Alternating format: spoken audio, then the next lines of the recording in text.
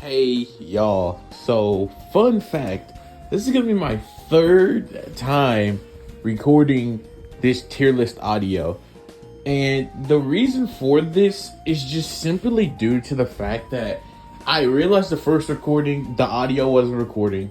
The second time I recorded it, the audio was messed up. I don't know, I guess my computer couldn't react to the audio that I was saying or something, so it just didn't work. And the audio is fumbled and messy, and so I don't want to upload that. So what I'm gonna do, I'm gonna fix it. And basically, I'm not gonna change the video pretty much at all. So basically, I'll still be seeing what was on the screen the whole time for the video, which ultimately, another thing, when I tried to redo it so that I could put all the people back up there on the tier list again, funnily enough, it didn't let me do it, which ultimately, considering the fact that the audio messed up, is actually the best thing possible, because it means that I can just talk over the tier list like nothing changed, even though it definitely did. So ultimately, I'm gonna try to keep this within the time slot of the video itself, and if something gets cut off, that's fine, because yeah, maybe it didn't need to be as long as it actually was. In any case, let's get into the tier list right now. If you guys do enjoy the video, please sure leave a like, comment, share, subscribe, and notifications about being informed of my new videos where we upload them. And yeah, this is my season 6 part 2 tier list. Let's get into it right now. At the very bottom of F tier, I have Devin Lee. I mean, Devin does nothing in like the Sekai Tekai that's impressive. To even literally be useful, she had to throw herself off to be useful, and literally couldn't beat somebody fairly. Had to literally just take herself out to do anything. So when I say, based off the characters that were available for this tier list, Devin is just bottom F without question. Over Devin, I have Dimitri, which is pretty consistent. It just would make sense. Dimitri performs much better than Devin, as he's able to help Kenny and Hawk just literally like go at it with Yoon, which is very impressive. And Dimitri, despite talking about MIT the whole time, just pretty much does pretty good. He's really effective in the brawl. I mean, Devin is too, but she has Kenny helping her. But yeah, Dimitri just considered to be highly above Devin, who literally admits inferiority to Kenny, who is arguably relevant to Dimitri. So, you know, take it or leave it, but I think Dimitri's definitely over Devin. I don't think anybody's going to disagree with this. Moving on, we have Kenny at the bottom of C tier, which Kenny being at the bottom of C tier is debatable. Some people might say Kenny's over Hawk. I'll get into that in a second when I get to Hawk scaling, but Kenny's able to take out a captain, but this captain does not scale to Robbie, as all captains have different skills and levels and stuff. So taking out a captain is impressive, but it just needs to be noted that they're not all at the same level, because Axel just bodies everybody else in the tournament. So if that was true, that would mean Kenny's like captain over like Robbie or something, but we just know that's not true. They all have their different scaling, and so it is impressive, but it doesn't need to be taken that far into account. By the end of season 6 part 2, it's fair to say that Hawk probably is over Yoon, or at least relative to Yoon at that point. So you can argue Hawk over Kenny. I personally think Hawk would be over Kenny, taking this into account. And the fact that Hawk gets no diff by him and then can go to being able to actually tag Juan in some scenes in the background kind of just should imply this. But sadly, he doesn't go over anybody else, even though I know it's going to be highly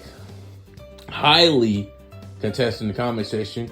But me personally, I got him stopping at Sam in C tier, which Sam this season actually isn't even all that impressive, because literally, like again, I have her in C tier. Sam in this season literally does nothing but literally just get no diff by Dublin Girl the first time. Then after getting amped and training some more, she's been able to beat the Dublin Girl, who really has no scaling. So I don't even know why that's important to bring up, but hey, W Sam. Anyways, Sam is clearly below Tori, which we're going to get into in a second. But in any case, Sam does not fight Zara, which would actually give her some good scaling. And yeah, I really have no idea what to tell you. She was able to fight Tori for a time, but this was also a mentally nerfed Tori, and also a Tori who quite literally did not have the same training as a Tori that would actually be able to attack Zara, and find that she was able to actually make a substantial gain to being relative to Zara by the end of season 6 part 2, as she's able to tag her. Now Zara is still able to ultimately get the advantage over Tori, but I'll go into all that in a second. Ultimately, Sam just does not get over them because she doesn't have any feats. Clearly, Sam becomes stronger later too, but so did everybody else above her. So that's why Sam just tops off C tier.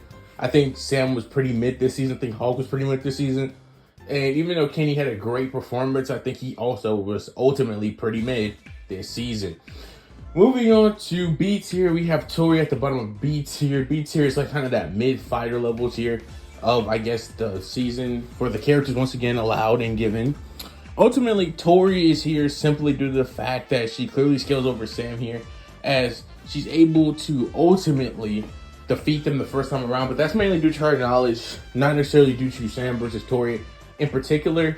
But in any case, if you want to argue that Sam and Tori are relative in that fighting, then that's fine. This was a mentally nerfed Tori, though. I think that really needs to be stated. Tori doesn't become unmentally nerfed until she literally tells Robbie that we're just going to take a break.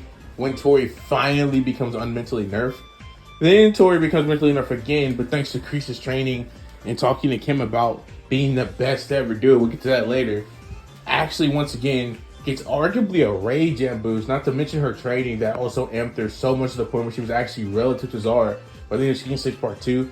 But Zara is clearly still stronger because after she tags Zara, Zara will go on to just well on her with literally, and then have to get saved by Robbie. So yeah, Zara was definitely over Tori in season 6 part 2, which will lead us into our Zara Malik scaling. Zara pretty much no diffs Tori at the start of the tournament. Tori's able to make them relative by the end of it, but despite this, Zara would still have some things going for her. The main difference would be that Zara has a statement that literally says she's relative to Axel, but I'm gonna assume and take this statement's interpretation as they're saying that Zara's the top of the female, Axel's top of male. Not that they're literally relative, because if that's the case, then Zara could just be right behind Axel and over Robbie, which, as I've stated in the previous 2 recordings, makes no sense because Robbie was able to throw her like a rag doll, so that's just inconsistent and doesn't make any sense. Well, looking beyond that point, we can now move on beyond Zara scaling, as this is where Zara would cap, but she's just not on these next level of fighters levels. So let's get into it right now and why that's the case. Kwon Jae-sung is, in my opinion, very trash. Now, I don't call him trash because he would lose to a bunch of lower tiers. Really, I have him over all of them. The reason I call Kwon trash is Kwon in season 6 part 2 is hyped up to be this big, problem. Like, he's going to be this big foe or something. Problem is Kwon really isn't that at all, and with low-key perceived to not be able to beat a single top tier, despite supposedly being a top tier. He's the weakest top tier, but surprisingly the newest one, and just doesn't scale over Miguel, Robbie, or Axel, which is just really perplexing to think about. Kwon literally gets no diff by Axel worse than Miguel and Robbie. And basically in season 6 part 2, the best thing you want to do is scale to Axel as close as you can, because Axel is literally just better than everybody by a long shot. Ultimately, Kwon scales less to Axel than Miguel does, and obviously Robbie, who no diff him. So clearly that would just make the case. Before I get this whole thing about why Miguel is over Kwon and why that's wrong, just go watch my Miguel versus Kwon video. I go into details about why Miguel would beat Kwon. So yeah, if you want more in depth, then go watch that video. But ultimately, what's gonna happen here is Miguel just scales closer to Axel, who was literally raged when he was getting mad at Miguel, and performed better. Whereas Kwon literally died fighting him, even though that's not really because of Axel or anything. But, well, he had to literally take a knife to a guy who still ended up no-dipping him and ended up dying because he just did not scale to him whatsoever. So take that as you will. Anyways, Miguel Diaz. What can I say about him? He just scales below Robbie from season 6 part 1. And in season 6 part 2, Robbie performs a feat of no-dipping Juan, which I really don't think that really matters here because, well, like I just said, Miguel also could probably do that based off everything I've said. But what really puts Robbie over Miguel is the fact that he scales really closely to Axel, in the sense that he can't really attack him, but his defense is good enough to match his offense and defense, which Johnny and Daniel both agree that Axel has perfect offense and defense, and he's able to actually defend against him particularly well. Not completely, obviously, because once again, like I said, Axel over everybody by a long shot.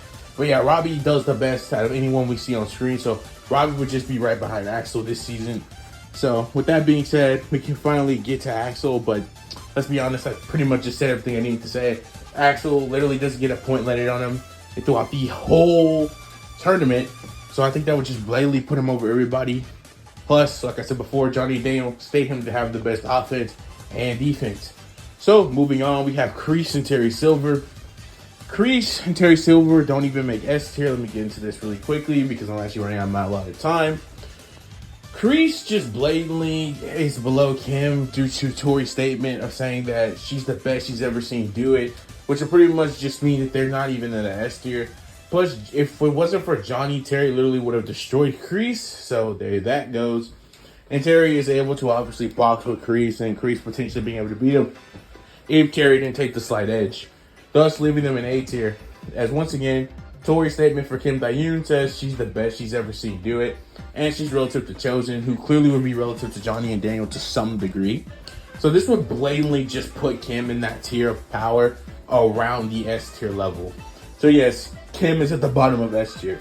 Chosen's over her, but unquantifiable, but we do know that he should be relative to Johnny and Daniel.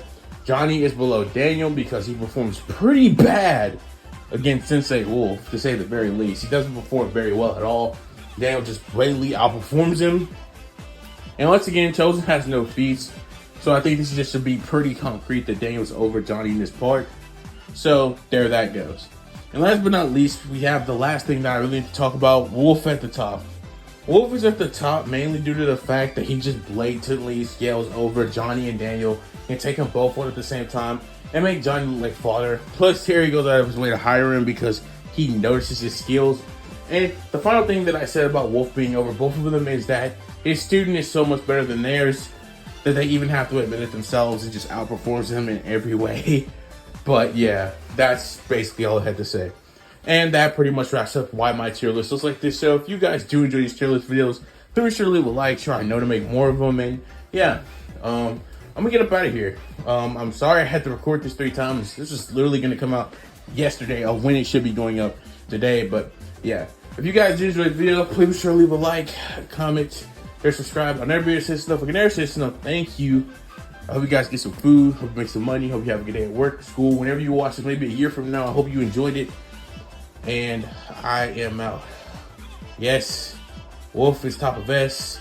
Axel is over Robbie, and Robbie is over Miguel. There we go. And Tori's over Sam. Yes. And I'm out. Bye, guys. Hope you have a nice day.